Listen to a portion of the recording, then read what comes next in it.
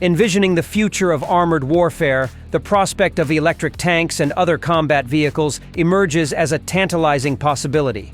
Such a transition could not only revolutionize the way military operations are conducted, but also address critical challenges faced by modern armed forces.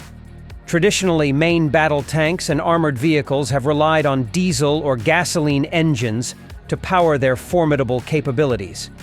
However, the shift towards electric or hybrid drive systems presents an opportunity to mitigate long-standing logistical concerns.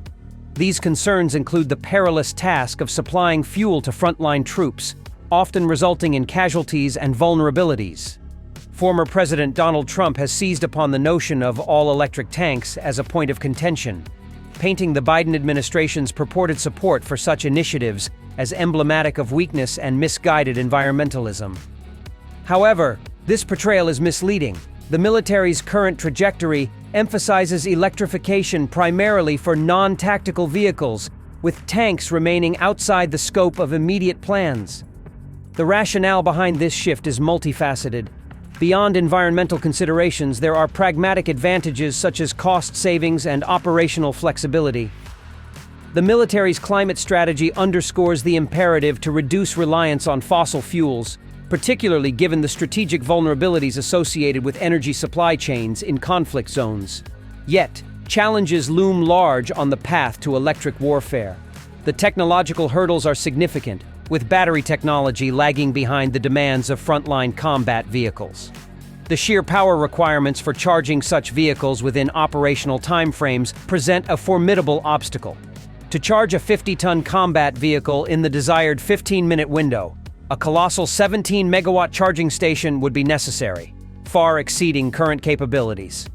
In light of these limitations, the military is focusing on developing hybrid combat vehicles as an intermediate step towards electrification. These hybrids offer a compromise, combining the efficiency of electric propulsion with the endurance of traditional power sources. However, even these hybrids have yet to see deployment in the field.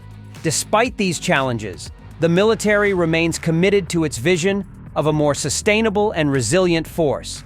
The burgeoning budget allocations for electric vehicles underscore the seriousness of this endeavor. The prospect of reducing wartime casualties by minimizing the need for refueling missions holds significant appeal, highlighting the potential life-saving impact of electric warfare. Moreover, the advantages extend beyond logistical considerations. Electric vehicles offer stealth advantages, operating more quietly and emitting less heat, thus reducing their detectability by enemy surveillance systems. While criticisms and skepticism persist, particularly among some Republican circles, the military sees climate change as an existential threat, requiring proactive adaptation.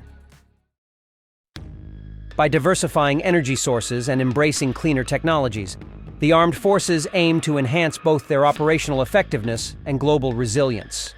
In essence, the future of electric tanks represents a nexus of technological innovation, strategic imperatives, and environmental stewardship. While the road ahead is fraught with challenges, the potential rewards, both on and off the battlefield, are too significant to ignore. Main battle tanks and other armored vehicles of the future could run on electricity or utilize a hybrid drive system. Switching to such a system could not only reduce the demand for liquid fuel on the battlefield, but also avoid risking the lives of truck-driving soldiers delivering fuel to the front lines. As part of the military's climate strategy released in 2022, the military also aspires to move to fully electric tactical vehicles by 2050. But even that doesn't include combat vehicles such as tanks. Nonetheless, Trump has misleadingly seized on the military's effort by falsely focusing on the claim that a push to convert most military vehicles to electric would include tanks.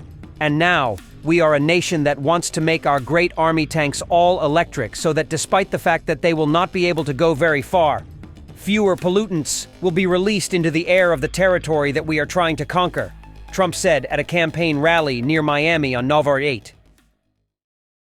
The military's grand vision of an all-electric fleet of tanks is being stymied by a battery sector that's not even close to delivering the power the Army needs, according to two Pentagon officials. The technological challenges mean not a single all-electric fighting vehicle is currently deployed in the field, with the Defense Department hoping intense interest in scaling up batteries for consumer and utility sectors will lead to breakthroughs for the battlefield. To charge a 50-ton tracked combat vehicle inside the Army's preferred envelope of 15 minutes, soldiers would need a 17-megawatt charging station, more than 20 times bigger than the largest mobile generator the Army currently has, said Dean McGrew, Branch Chief for Powertrain Electrification at the U.S. Army DEVCOM Ground Vehicle Systems Center. Ideally, we would be able to go to a full electric vehicle, but currently the technology does not exist to generate, store, and distribute power in a tactically relevant amount of time for the frontline troops, said Lt. Ross Kaufman, who heads up the Army Futures Command's Next Generation Combat Vehicle team. Electrification may be possible for support vehicles in the rear, but as far as large, heavy vehicles that can take a punch and throw a punch, the amount of batteries required to do that over great distances and the ability to charge quickly is a challenge for us, Kaufman said. For now, the Army is focused on developing hybrid combat vehicles, which it thinks are attainable, useful, and can reduce our sustainment footprint, he said, though no hybrids are deployed in the field either, Kaufman said. The Army does have electric, non-tactical Army vehicles at camps and stations to perform tasks such as moving supplies. The Army wants to field a fully electric tactical vehicle by 2050, and to develop the charging capability to meet those vehicles' needs by the same date, according to its 2022 climate plan. By 2035, it plans to field a hybrid tactical vehicle and run a fully electric, non-tactical fleet. The focus on electrifying the Army's fleet is reflected in its expanding budget. In fiscal 2022, the Army spent $47.8 million on EVs, but that figure ballooned to $78.4 million in fiscal 2023. The Army has asked for $270.6 million in fiscal 2024. The primary reason the Army wants to electrify its fighting vehicles is to reduce wartime casualties. An all-electric fleet would mean personnel wouldn't have to go on dangerous refueling missions that draw combat forces away from fighting the enemy. Paul Farnan, Principal Deputy Assistant Secretary of the Army for Installations, Energy, and Environment, said recently. Electric vehicles are also much quieter and harder to spot on enemy surveillance systems because they generate so little heat, according to Kaufman. The Pentagon wants to source more clean energy for its vast fleet's bases and operations. Army Secretary Christine Wormuth in 2022 unveiled a plan to field an all-electric light-duty non-tactical fleet by 2027 and an all-electric non-tactical fleet by 2035. Non-tactical vehicles are trucks and support vehicles without specific combat capabilities. The Army also wants hybrid tactical vehicles in 2035 and fully electric tactical vehicles in 2050, which would include heavier combat vehicles such as tanks. But those efforts are far behind, as the technology is not there yet, according to a June Bloomberg report. Hybrid tactical vehicles are closer to development than fully electric ones. Republicans have expressed concern about the feasibility of electric fleets and have often criticized the Defense Department's climate change initiatives as woke policies. The U.S. military, however, sees climate change as an acute risk and believes that diversifying its energy sources will help the globe and with readiness. Wormuth said in a 2022 statement announcing her plan that the Army must adapt across our entire enterprise and purposefully pursue greenhouse gas mitigation strategies to reduce climate risks. In conclusion, the future of military technology, particularly the potential adoption of electric tanks and combat vehicles, presents a complex landscape of challenges and opportunities. While the transition to electric propulsion holds promise for reducing logistical vulnerabilities, enhancing operational efficiency, and mitigating environmental impact, significant technological barriers remain.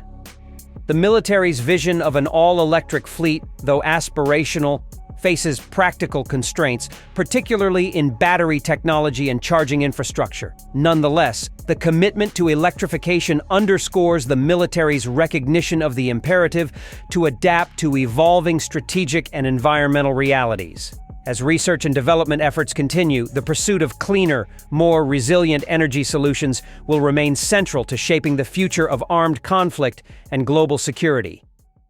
Thank you for watching the video to the end. Join our channel to stay up to date with all new releases and not miss interesting materials in the future.